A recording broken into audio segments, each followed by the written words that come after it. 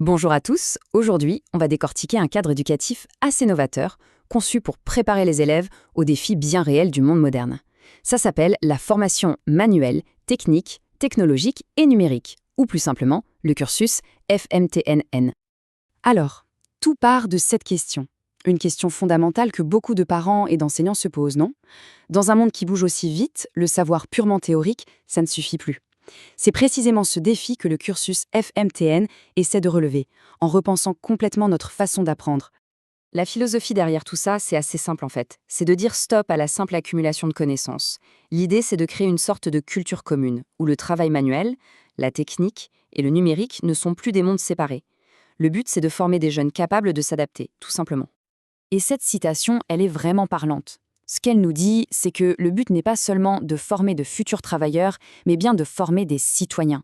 Des citoyens outillés, capables de comprendre le monde qui les entoure et surtout d'y participer activement. Et c'est là que ça devient concret. Le maître mot, c'est l'action. Fini l'apprentissage passif devant un tableau. Ici, on met les élèves en situation de créer, de faire face à des défis réels. C'est en faisant, en se trompant et en cherchant des solutions qu'ils développent vraiment leur créativité et leur autonomie. Bon, alors concrètement, comment ça s'organise tout ça?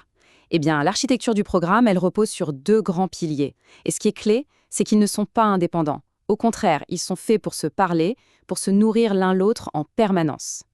D'un côté, on a le monde du tangible, le pôle manuel et technique. C'est là qu'on met les mains à la pâte. On cuisine, on travaille le bois, on construit. Et de l'autre côté, le pôle numérique, qui forme à la maîtrise des outils d'aujourd'hui, de la recherche d'infos à la création de contenu. L'idée, c'est de lier les deux. Par exemple, savoir modéliser en 3D un objet qu'on va ensuite construire en atelier. Regardez ce tableau, il montre très bien la logique du parcours. On voit que les thèmes ne sont pas juste vus une année et puis c'est fini. Prenez la création de contenu par exemple. On la retrouve presque chaque année.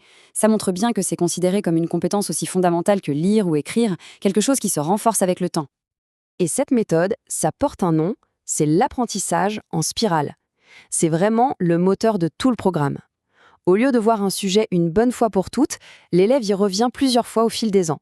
Ça permet de renforcer les bases, de faire des liens entre les concepts et bien sûr de s'attaquer à des situations de plus en plus complexes. Pour que ce soit plus parlant, faisons un truc. Mettons-nous à la place d'un élève, on va suivre son parcours pour voir comment un simple geste de découpage en primaire peut mener, des années plus tard, à la conception d'un système automatisé. Le voyage commence tout en douceur. En P1, on n'est pas dans les grands projets. On apprivoise les gestes de base, la coordination main-œil. Très vite, ces gestes sont combinés pour un premier résultat concret et gratifiant, comme une recette ou une maquette.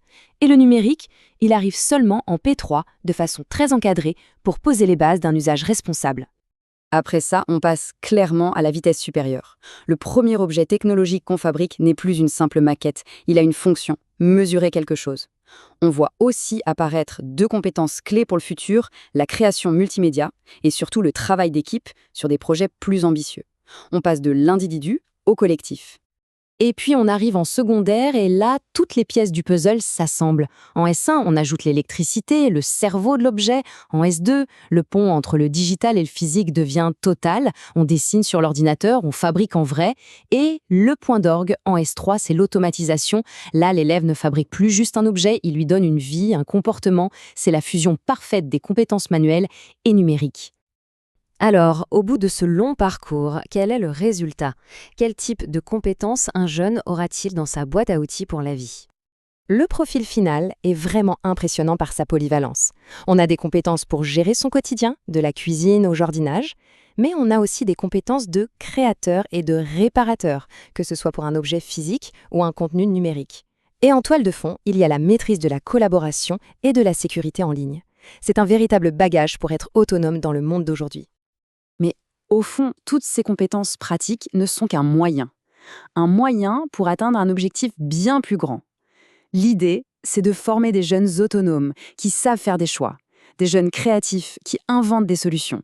Et surtout, des jeunes avec un esprit critique, capables de ne pas subir la technologie, mais de la maîtriser et de la questionner. Ce qui nous amène à la question de fond.